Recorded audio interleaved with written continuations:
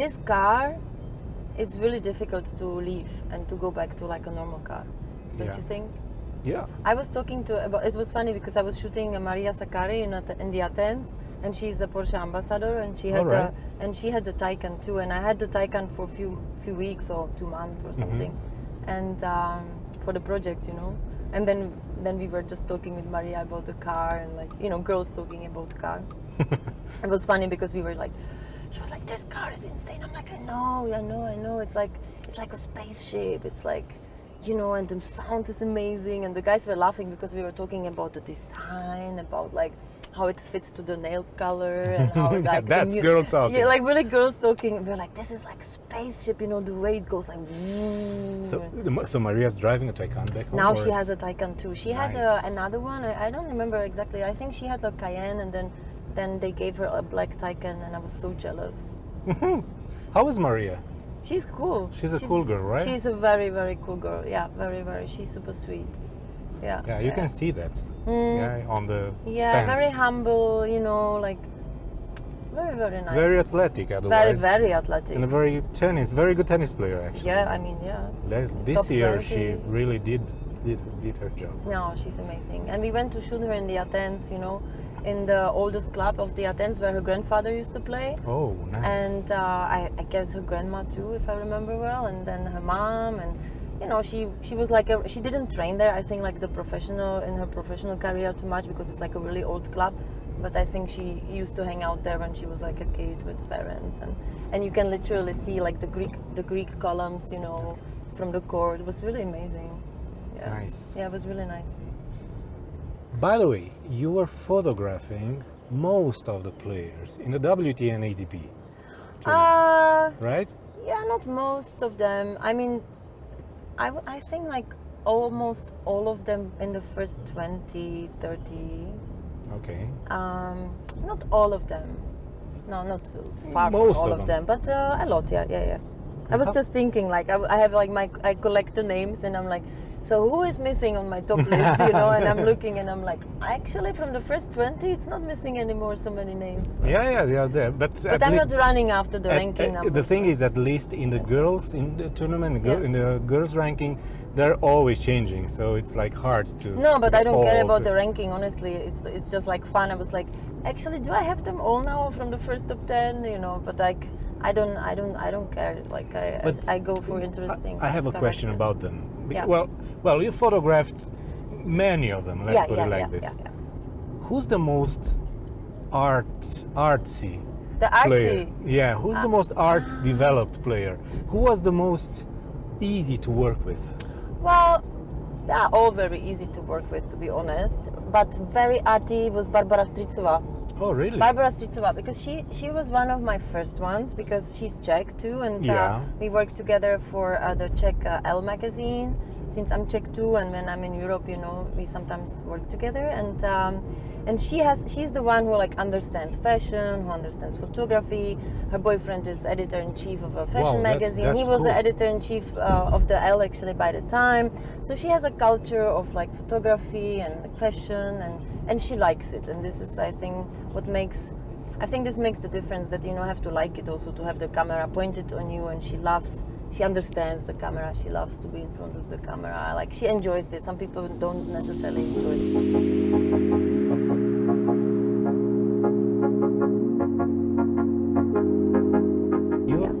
You're Czech. You just say you're Czech. Yeah, I'm Czech. Czech. Cool. Now it's Czechia. It's not Czech Republic anymore. Yeah, I guess. They told us this. Czechia is weird, don't you think? This is how we called the Czech Republic. I Actually, know, in Romanian, I know. it's Czechia. Czechia. Yeah. Well, it anyways. sounds weird to me, but it sounds like we are Italians or something. Czechia. Well, you're not. I can Yeah, tell no. this from the language.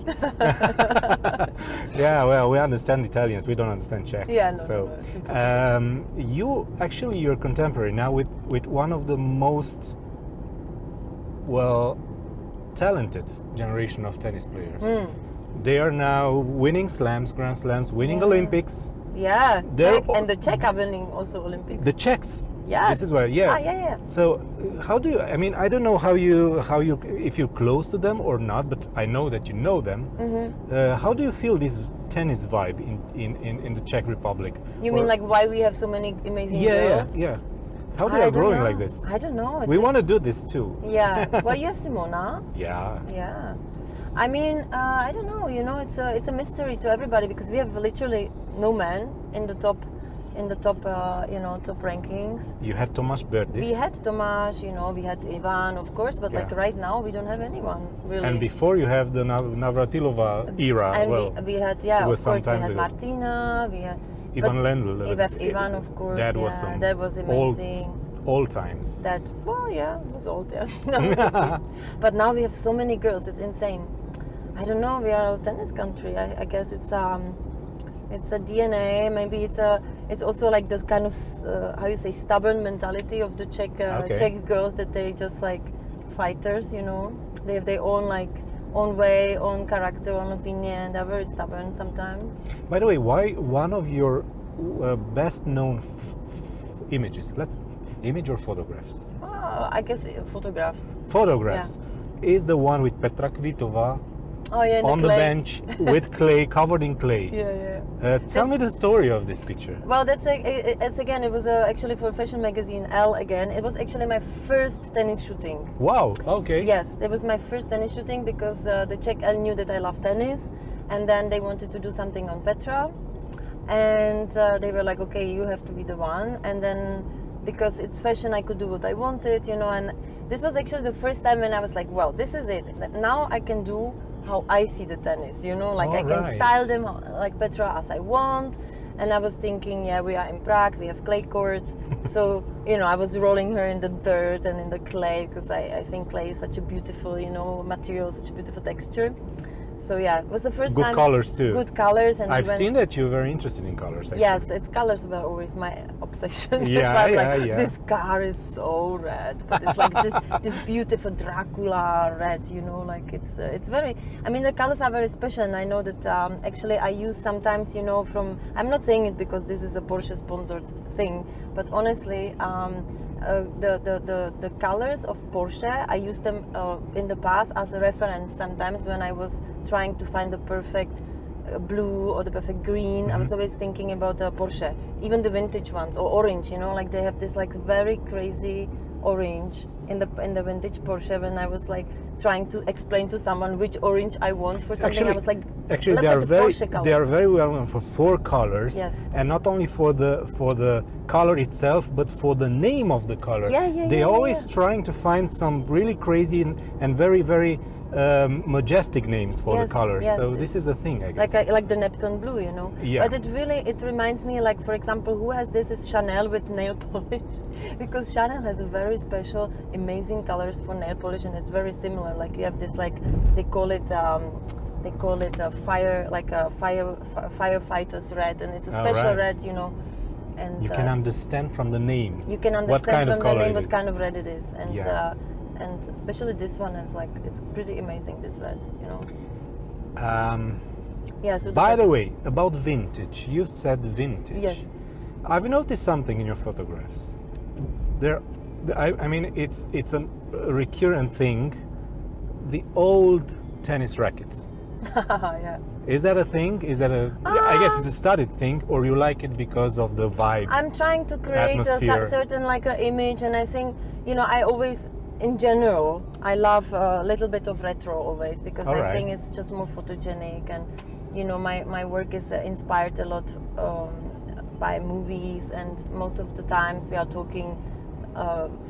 I love the period, visually, I love the period of the 50s, 60s, 70s, American 70s and stuff. So I love visually a little bit retro locations, retro touch, and so I don't necessarily collect old rackets or something, but I think sometimes if you want to give it a character, or if you want to give it a certain look, it's nice to mix a little bit older stuff.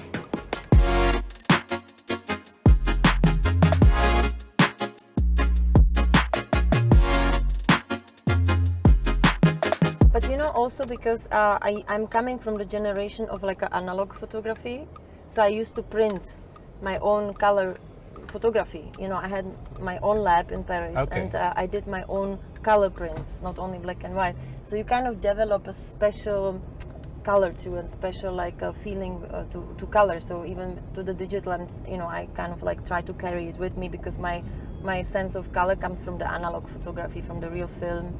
So yeah, that's why maybe. Sorry, I put on the glasses. You were originally a fashion photographer. Yes.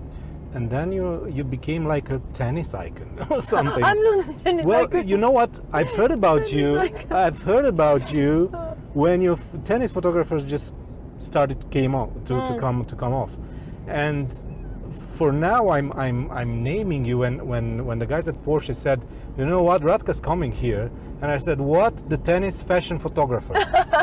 It's for me you're like a sports photographer, but you're trying to get on a level that no sports photographer has ever I'm not been a sports photographer. I know at all. that for me. Yeah. That's sports. What you're doing in tennis, it's sports, but it's another level of sports. It's not the action or. I'm not interested in sports photography, to be honest. I'm interested in athletes in general, in female athletes. I think right now I'm more and more attracted by this kind of subject more than, fashion models and more than actors and celebrities and things like and people like that. But because I don't know, I just find them very inspiring, and I think I don't know, I think I want to support more like the women and like the That's strong good. women, and I think That's it's good. kind of the time of like everybody is talking about all these issues, but I don't know. I'm really inspired by that, and I think as an artist or as a photographer, you always have to you always have to allow yourself to do what inspires you naturally, and even coming from the background like me, like fashion or celebrity photography. Suddenly, I got inspired by tennis players, and nobody really understands. It was like, why? It's like, well, what? Like, Yeah, that's shooting what. tennis? What is this? That's a question I had for you. Why tennis? Yeah, why tennis? Because I love tennis. Did you play when you were younger? No, I didn't play when I was younger, but I started to play actually not even 4 years ago, maybe 3 years ago. I started to play myself, and I never touched racket before. Okay. And it's a long story, but when I started, I started to play. I started to learn how to play. I'm still in the learning process. Play to play. Play to play. Play to play. Play to play. But I just discovered, first of all, I took they gave me the racket, and then I came to the court, and I was like, this is it. I knew this is my sport. It was so crazy. I'm like, why the hell I didn't play all the years before? Where was I? Why? How could I have missed tennis? It was so incredible. Just from the first moment it clicked, and I was so happy every time I had practice. Let me guess. Yes. It was about your artistic eye versus the lines. Yeah, the lines versus the artistic bodies of the players. Yeah, everything is on, right? Everything is on. But obviously, because visually it's so beautiful. But it's funny because when I started with the tennis, my kind of vision of tennis was a little bit romantic in a way. Okay. It was more people. It's a weekend. You put on tennis whites and you go with your boyfriend, hit some balls, and you look pretty. No and sweat. No sweat. Actually. You have a lemonade, and then you play. Kind of like a country club from the, I don't know, 50s. Wes Anderson. Yeah, Wes Anderson, thing. exactly. Yeah, okay, I was totally living Wes Anderson meets Bon Bjork meets, This was my visual long hair reference. and things, yeah. Yeah, but kind of retro and fun. And then I started to learn how to play, and I was like, oh my God, this is a hardcore, difficult sport. All right, yeah. And then, and I went deeper into it, and I got totally addicted, and I started to play every day, and took a coach, and Oh, really? Started training with traveling with rackets, and everywhere I go I just play tennis, and then I started to think I want to somehow picture tennis. I think it's so beautiful, and then I started to do this with Petra, the first shoot, and then. Did you play with her? No, I didn't. No. I would never dare. Why? I don't know. It's I'm a pity. too shy. You could have beat her. Yeah, well, Maybe yes. You know what? I think actually I would beat her because the shots I do, she has never seen in her professional life. Oh yeah, of course. Yeah. For sure. Yeah. My serve. She's not used to that. She would never get my serve because my serve just drops behind the net. She would definitely not expect that. But you know, I had a little hitting moment with Belinda Bencic in Berlin on the grass because I told her I never played on grass, and she was like, come and hit. So I was hitting few balls across the net with Belinda Bencic. It was the highlight of my tennis life. Well, she's now on gold Olympic. So gold medalist. Can you see? Great. Like it was you. Maybe it was the practice that she had with me for this like 3 minutes. Of course, in it Berlin, was this. Make her win. So when we are parking this car, I want to play with you. Oh my like God. 5 minutes. Okay. Or maybe. I don't have shoes. No, Do you play well? Actually, I'm a journalist. So you play? Yeah, I'm playing, but amateur level. But I'm a journalist, so maybe we can write something just to make me better at writing. You know? Yeah.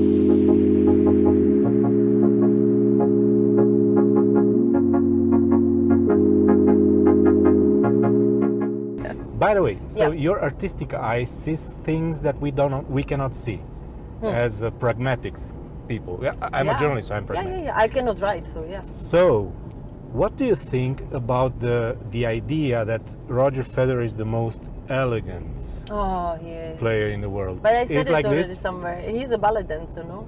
Oh yeah. I mean, honestly, like, I really love to shoot Roger when he plays. They are playing tennis there? Where? In this weather? In this weather. Oh yeah. You cannot see that, but in front of us it's like hell. But anyways, we're going it's good there. for the clay. It's gonna be having like a very dark orange color.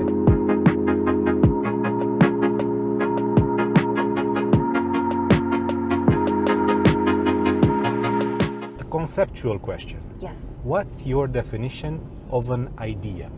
My definition of an idea? What's the idea? Wow, that's very philosophic. I know. Yeah, it was tennis until now, but now we're talking about art. Oh my God. Definition of an idea. Yeah. You know why I'm asking you this? Yes, because no, I don't. your photographs are full of ideas in my opinion. I'm looking at it and I say, why nobody came with this idea before? It's an idea there. It's just born in your head. I mean, it's like what is your definition of an idea? I don't know, because my ideas start from the title of the articles. Oh, you really? You have a title? Yeah, when I'm write? doing something, I'm just having the title and then I'm writing all the text. Really? Yeah. Before you even know what you're writing about? First of all, you have the title. Yeah, that's for me. Interesting. It's not for every journalist, but that's for me. Interesting. So. I have an idea. Yeah, I don't know how my ideas are born. They're just born suddenly, and then I just do it. I mean, because I think like whatever you can somehow imagine is probably possible to do.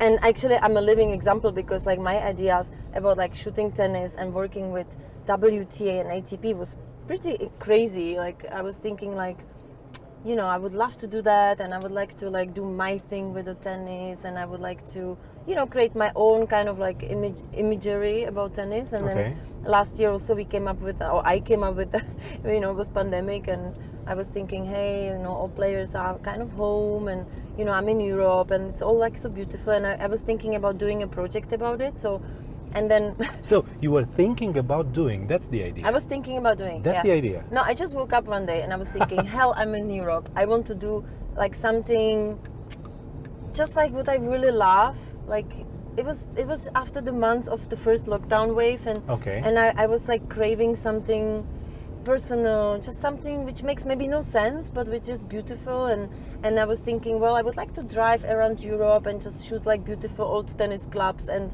portraits of players. By the way, about tennis clubs, yeah, you've been to Rome this year. Yes. And you've said in your Instagram post, I follow you. So nice. You've said that's paradise. Foro Italico is paradise. Foro Italico is heaven. Honestly, when I came, you don't like it? I really like it, yeah, because it's another thing. It's another thing. Yeah, and I came to Rome, and I was like, what? Why nobody told me? And so it was your first time? Yeah, and everybody was telling me, everybody was telling me, Radka, you have to go to Rome, you're gonna love it. I'm like, yeah, okay, I know Rome, I've been to Rome, you know, like, and I was thinking, well, these like people, you know, they just think it because it's old city, you know. But I came to the Foro Italico, and I see the court, the famous court with the statues. Yeah. I was like, what the hell? I have never seen it. But I have never seen it really, you know, and this is the thing, I've never really seen it pictured in the way that that really tells how beautiful it is. Okay. Really, I've never seen it. I mean, okay, I'm not so long around the tennis too, so maybe I missed something, but you know, I watch all the tournaments, and in even Rome, obviously, I watch it, you know, I love the clay season and stuff, but I've never really realized from the TV how incredible it is. You know how it is? It's like this Taycan. You have to drive it. You have to drive it. To see it, to understand it. Yeah, probably. When you see it, okay, you see a beautiful car maybe, you see a powerful car, but when you're driving it, that's another thing. It's another thing. No, the Foro Italico, it's honestly, and you know what's so beautiful about it? Because the courts are like in the like, you know, it's like how you call it? It's like an arena, like it's like gladiator arena. So you don't have the seats, you have the stairs and the people. Not all of the stadiums, but the main, the one with the statues. And people sit on those stairs, and it's so beautiful because you can like walk around and you look like down and you see the court and people play. You have a beautiful view. It's kind of very. Oh wow, nice weather. Yeah, just talking about it.